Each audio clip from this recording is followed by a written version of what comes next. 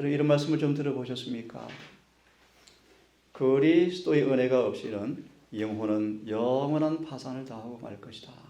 하늘에서 주님께서 우리에게 원금을 주셨습니다. 지금 주님 우리에게 이자를 청구하고 계십니다. 영혼의 장사를 어떻게 해오셨습니까? 받은 원금을 통하여 얼마나 이자를 남기셨습니까? 성경 말하기를 은혜가 없이는 영혼은 영원한 파산을 면할 수가 없다. 지금 하늘에서는 계산대 위에 우리의 행사를 계산하고 있습니다. 얼마나 이연을 남겼는지, 은혜가 얼마나 풍성했는지, 은혜를 헛되이 받지 않았는지에 대해서 조사하신대요. 우리 이런 말씀이 있죠. 하나님과 함께 일하는 자로서 너희를 권하노니 하나님의 은혜를 헛되이 받지 말라. 은혜를 헛되이 받지 말라라고 말씀하십니다. 우리 사랑하는 가족 여러분, 은혜가 무엇입니까? 은혜가. 이어서 질문합니다. 은혜의 목적이 뭐죠? 한번 예를 좀 들어드리려고 합니다. 은혜가 뭘까? 은혜를 헛되이 받으면 구원을 받지 못합니다. 히브리 12장 28절 말씀하시기를 은혜를 받자라고 당부합니다. 히브리 4장은 권고하기를 은혜의 보좌 앞으로 열심히 나아가라고 말씀하십니다. 매일 매 순간 우리가 은혜를 받지 아니하면 영혼은 파산을 면치 못할 것입니다. 자, 은혜가 뭘까? 은혜의 목적이 뭘까요? 은혜의 목적이. 마가복음 우리 한 구절을 보면서 한번 이야기를 좀 해드리겠습니다. 마가복음 9장에 8장에 이런 말씀이 있습니다. 31절과 33절을 한번 읽어보면서 은혜가 무엇인가 한번 생각을 해보겠습니다. 자, 이 말씀은 베드로에 관한 이야기입니다. 베드로에 관한 이야기입니다. 이 베드로 속에 은혜가 고갈되었을 때, 은혜가 없을 때 사람의 일이 드러났습니다. 사람의 욕심이 드러났습니다. 땅의 일이 그를 통해서 재현되었습니다. 그런 베드로에게 결론부터 말씀드립니다. 은혜가 충만히 역사하자 하늘의 일이 벌어져 버렸어요. 다시요. 이 베드로가 예수를 따라다녔지만 마귀의 일을 좋아했어요. 잘 몰랐죠. 그는 하나님의 은혜를 받지 못한 그 속에 늘 땅의 일이 드러났습니다. 그런 그가 비로소 하나님의 은혜가 충만히 내리게 되어지자 하늘의 일이 반사되었대요. 뭔가 조금 보십시다. 자, 31절 같이 읽습니다. 시작.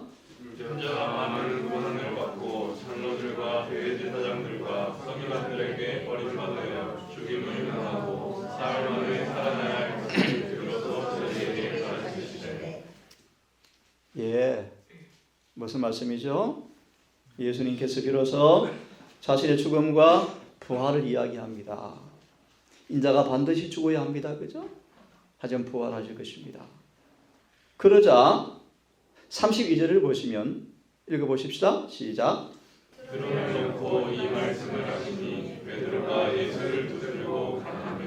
예, 예수를 붙들고 간하며. 33절 시작. 예수께서 육사 제자들을 보시며 베드로를 끄집어 가라사대 사단아 내 위로 올라가라. 내가 하나님의 일을 생각지 아니하고 너희와 사람의 일을 생각하노라. 예, 이게 무슨 말씀일까요? 그냥 간단하게 빙하게 말씀드립시다. 베드로가 예수님께서 이제 뭐 한다 그러니까요. 십자가에 고난당하시고 버림당하시고 죽으신다 그러니까 베드로가 뭐라 그래요? 절대로 그 일이 벌어지면 안 됩니다. 절대로 안 됩니다. 라고 붙잡고 간합니다. 그런 베드로에게 주님께서 뭐라고 말씀하죠? 사단아, 내 뒤로 물러가라. 이 말씀을 보면 자 질문드립니다. 예수께서 사실 누구한테 한 말씀일까요? 사단에게 한 말씀이에요. 사실. 여러분 그림을 그려보세요. 지금 베드로가 있는데 베드로와 예수님 사이에 누가 서 있습니까? 사단이 서 있어요. 그 사단이 베드로를 통하여 자기 말을 한 것입니다. 그죠? 이 말씀이 좀 신비한 일이 있습니다. 신비한 깊은 의미가 있습니다. 이 8장 33절에 여러분 복음 성경을 좀 읽어드리기를 원합니다. 이런 제목이 있죠? 한번 찾아보십시오. 고난 후에 이르는 영광이라는 제목이에요. 고난 후에 이르는 영광. 한번 찾아보세요. 제가 어르신들을 위해서 조금 이야기해드리고 말씀을 드릴게요. 찾았습니까? 고린도후서 8장 33절에 관한 주석에 보면 고난 후에 이르는 영광이라는 제목을 찾았습니까? 제가 좀 읽습니다. 잘 들어보세요. 그리스도의 말씀은 베드로에게 하신 것이 아니요. 그죠? 누구한테 했죠? 베드로를 구주로부터 분리시키려고 힘쓰고 있는 자에게 하신 것이었다. 그렇죠? 그 다음 중요한 말씀이 있어요. 사단아, 내 뒤로 물러가라. 나와 나의 실수하는 종 사이에 더 이상 개입하지 말라.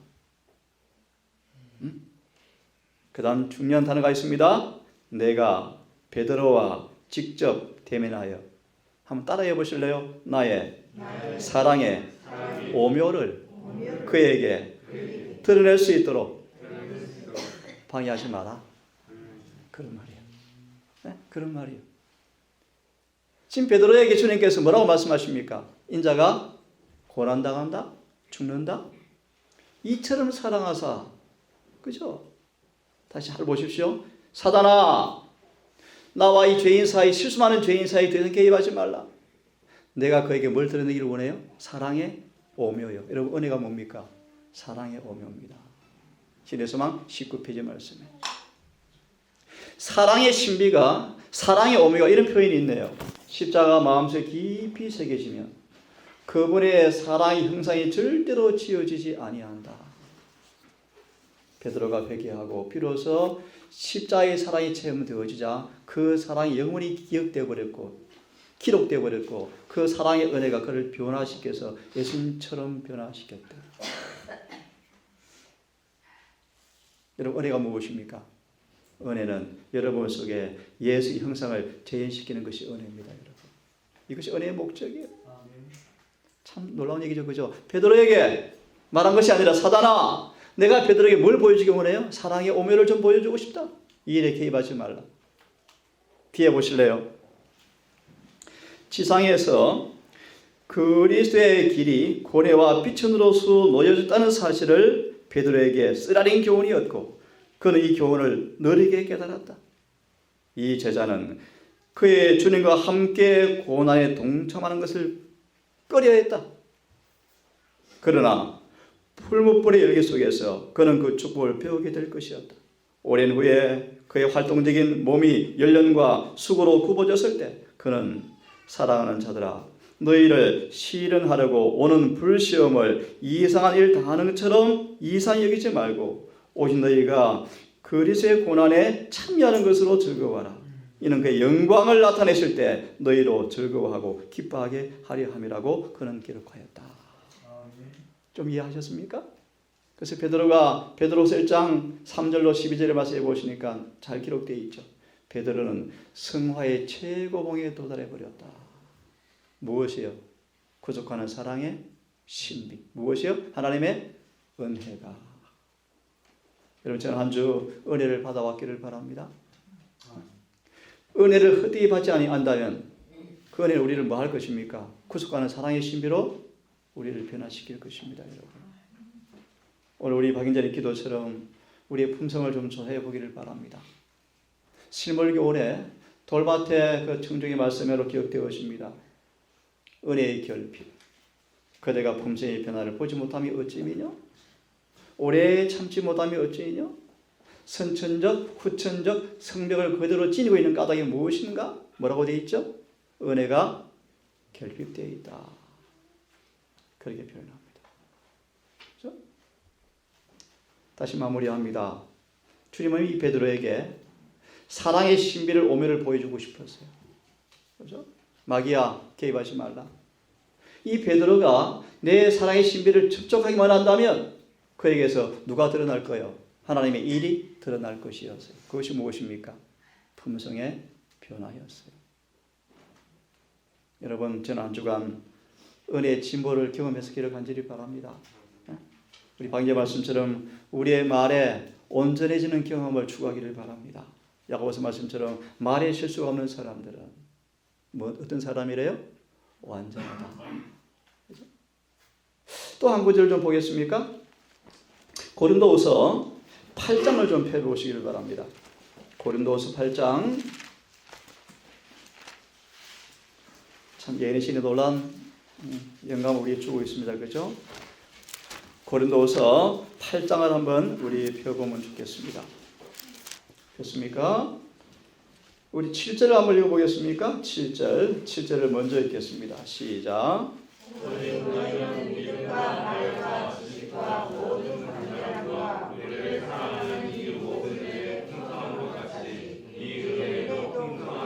은혜도 뭐 하라고요? 풍성하라. 여러분, 일곱 귀신 들린 사람이 누구였습니까? 마리아였죠. 그죠? 음란한 여인이었죠. 그죠? 그 여인이 은혜의 풍성함을 받았대요. 이렇게 마무리합니다. 주석하며 예언하시는 그 여인은 은혜가 풍성하게 경험되어지자 자 모아의 사랑이 드러나 버렸다. 그렇게 표현합니다. 뭡니까 여러분 아시죠? 옥합 향유를 다 주님께 드려버렸어요. 은혜가 풍성히 임하자 어떻게 해요? 뭐가 드러났습니까? 이기심이 없는 사랑이 드러났더라. 여러분 은혜가 무엇입니까? 은혜는 바로 예수 안에 있는 그 사랑을 우리를 통해서 뭐 하는 것이죠? 드러내게 하는 게 은혜예요, 여러분. 지난 한 주간 여러분 은혜를 실천하셨죠? 특별히 동산 가족끼리 서로서로에게 모아의 사랑의 법이 이루어지는 동산 되었으면 정말 좋겠어요. 말에 실수가 없고 행동에 이기심이 없고 불평이 없고 불만이 없고 원망이 없고 시기가 없는 것.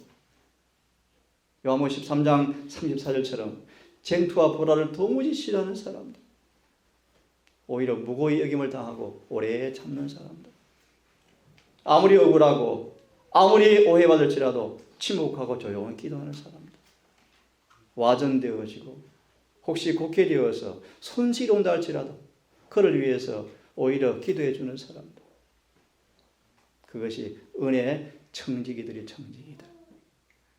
이 구절을 좀 보려고 그래요. 구절을 보시면 이런 말씀이 있어요. 한번 읽습니다. 시작.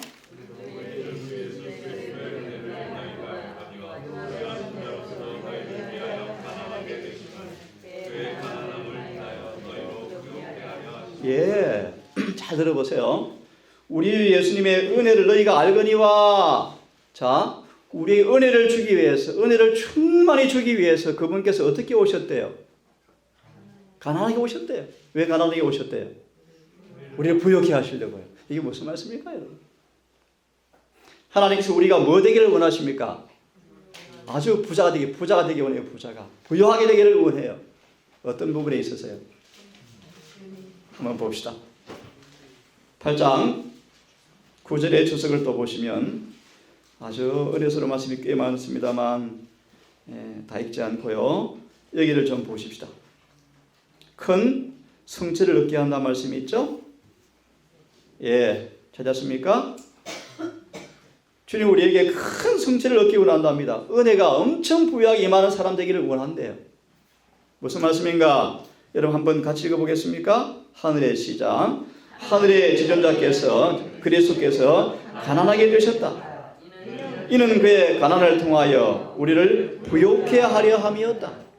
하늘에서 풍성하게 주시는 것은 물론 받은 것으로 노력하여 성취하는 것도 많게 하시겠다는 뜻이다. 계속요. 이것이 바로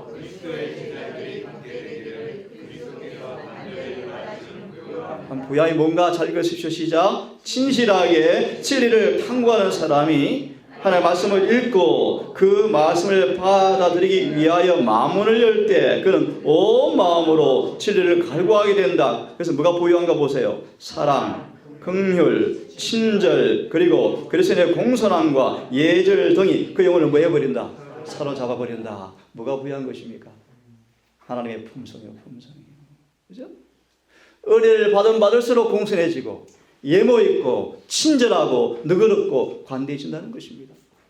점점 뭐해요? 더 부유해진다. 왜 주님께서 이 땅에 가난하게 오셨습니까? 우리를 부욕해 하려고. 어디 부욕해 하려고요? 맞아 있습니다.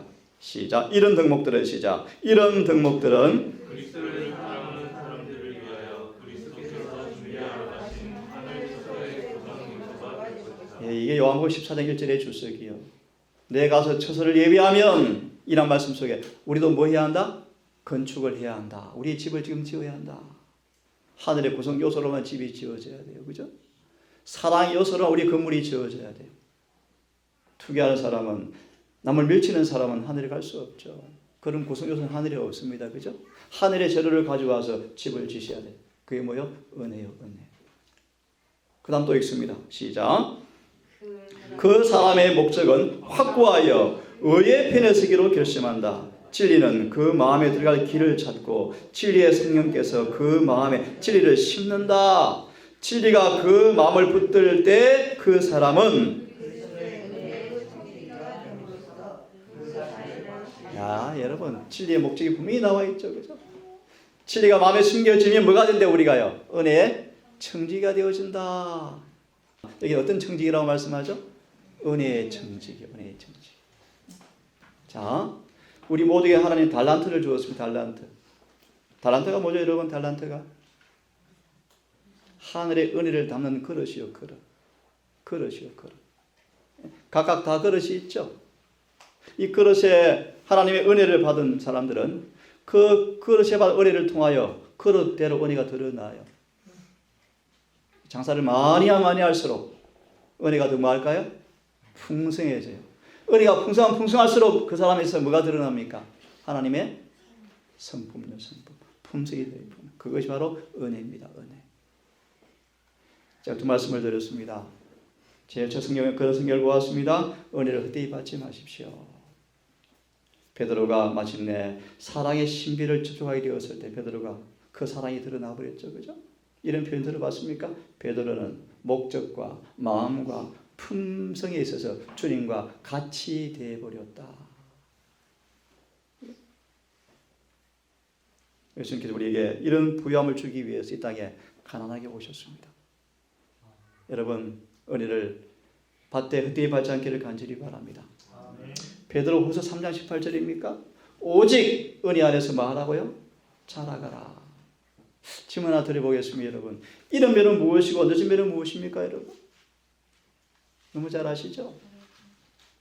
이른 배는 우리 안에 제일 처음 어떻게 역사되어집니까? 앞에 생략하고요 회개요, 회개. 그죠? 사도행 5장 32절의 주석의 말씀 보시면 성령이 역사하는 첫 번째 열매가 뭐예요? 회개요, 회개.